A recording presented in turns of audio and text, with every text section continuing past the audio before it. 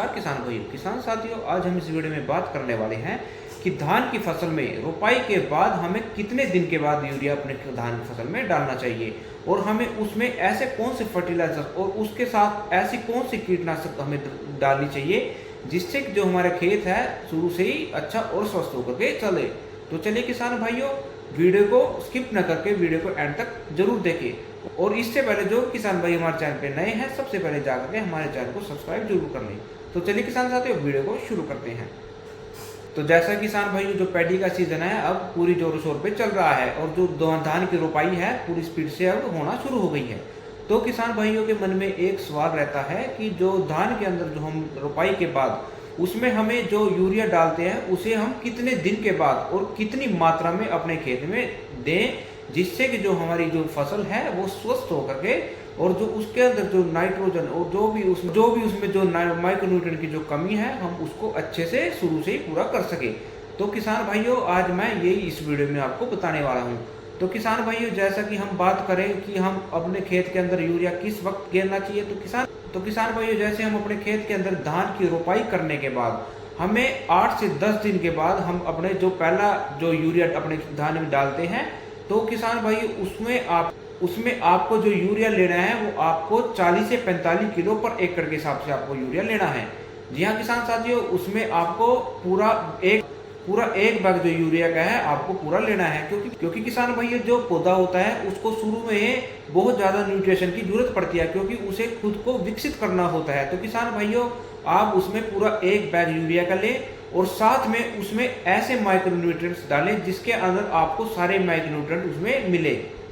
और यूरिया के साथ में आप उसमें माइक्रोन्यूट्रिएंट अवश्य डालें, क्योंकि किसान भाइयों शुरू में होता क्या है, जो पौधा है उसको हर एक न्यूट्रिशन की जरूरत पड़ती है और जो पौधा होता है उसको खुद को निर्माण करने के लिए न्यूट्रिशन की आवश्यकता पड़ती है। तो इसीलिए आपको उसमें माइक्रोन्यूट्रिएंट अवश्य पहले खाद में आपको डालना है।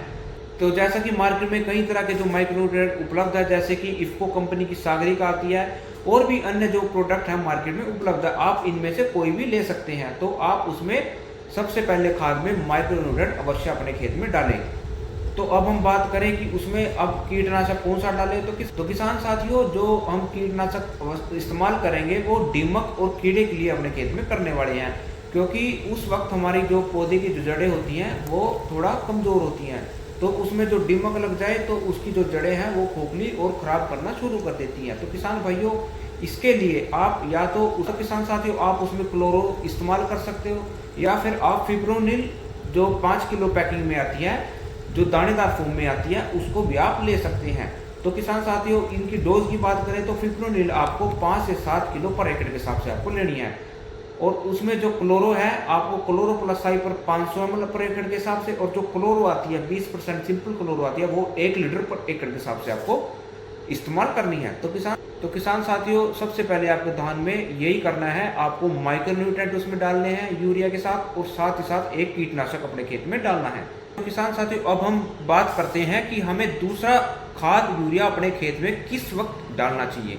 तो किसान साथियों, जैसे कि आपने शुरुआती जो यूरिया डाला था आज से 10-12 दिन के बाद अपने खेत में डाला था, तो अब हम जो सेकंड डोज अपने यूरिया की धान के अंदर देने वाले हैं वो आपको 20 दिन के बाद अपने खेत में डालनी है।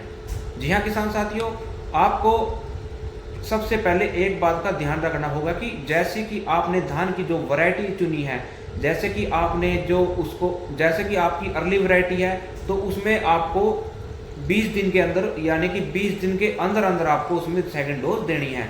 या जो आपकी जो लंबी समय की जो वैरायटी होती है, जैसे 120 से 135 दिन की जो वैरायटी है, उसमें आपको 20 दिन के बाद अपने खेत में यूरिया डालना है, क्योंकि किसान भाइयों उसका थोड़ा लंबा समय होता है, इसीलिए आपको थोड़ा लंबे समय तक उसमें यूरिया भी डाल सकते हैं, तो उसमें कोई दिक्कत की बात नहीं है। और जो अर्ली वैरायटी होती है उसके अंदर आपको 20 दिन के भीतर अपने खेत में खाद डालना है। तो इस बात का आप अवश्य ध्यान रखें। तो किसान साथियों, जो दूसरी हम यूरिया की डोज देने वाले हैं खेत में वो आपको 30 किलो पर एकड़ के हिसाब से आपको लेनी है। और किसान साथियों, इसमें बात करी जाए कि हमें जो फर्टिलाइजर जो माइक्रोन्यूट्रिएंट्स में डालना है किसान साथियों, वो है आपको जिंक। जी हाँ किसान साथियों, जिंक आपको अपनी जो धान की फसल है उसमें अवश्य इस्तेमाल करना है, क्योंकि किसान साथियों जो जिंक होती है वो कल्ले बढ़ाने में बहुत लाभदायी धान के अंदर मानी जाती है।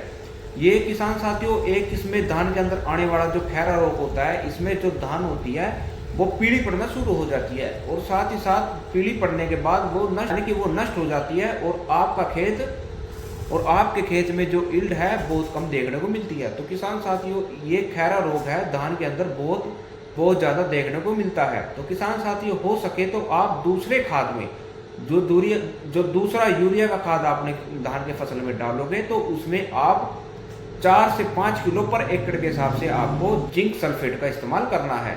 तो किसान साथियों इसका भी आप अवश्य ध्यान रखें। तो जो आपकी जो फसल है शुरू से ही कल्ले उसमें जो देखने को मिलेंगे बहुत ज़्यादा आपको देखने को मिलेंगे और जो फसल की जो बढ़वार है, जो आपकी धान की बढ़वार होगी शुरू से बहुत अच्छी और जो उसका कलर है वो भी बहुत अच्छा देखने को मिलेगा। तो आप इस तरह से इसको इस्तेमाल कर सकते हैं। तो चलिए किसान साथियों इस छोटी इस वीडियो के माध्यम से मैंने आपको जानकारी दी है कि आप अपना खेत में पहला यूरिया और दूसरा यूरिया किन फर्टिलाइजर्स के साथ अपने खेत में देना जरूरी होता है। तो चलिए किसान साथियों वीडियो अच्छी लगे तो वीडियो को लाइक शेयर और चैनल को सब्सक्राइब करना ना भूलें। धन्यवाद।